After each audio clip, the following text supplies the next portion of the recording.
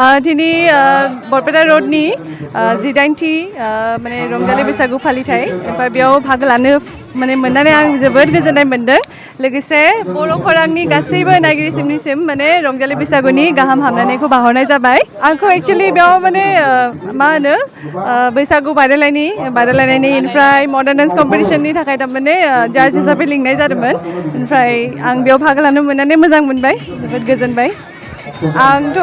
बिदि बुंनो थाङोबा आं इमान माने गावखौ एक्ट्रेस होननानै सानना लाया बारु माने ओरैनो एज आर्टिस्ट बुंजागोन हारिमु मोजां मोननाय दा बिदियाव आं जेबो माने बिदि प्रग्राम गैथ'आ आंना प्लेन गैथ'आ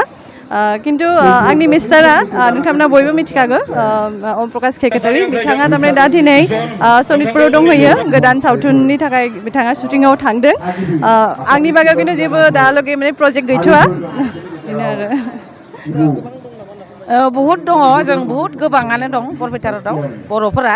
जोङो बिदिनो बोसोरे बोसोरे जि हायो बिदिनो कम्पिटिसन खालामो लांदां बैसागु खालामो बेनिफ्राय केसेट डेन्स खालामो ओमफ्राय आरो बिदिनो बयबो रंजायो आरो ओरैनो आरो आर्टिस्टफोर लाबोयो मेथाइ खनग्रा बिदिनो उन्दै उन्दै गथ'फोरखौ मोसानो होयो आलासि हिसाबै दा जय मोसाहारि फैदों अनिल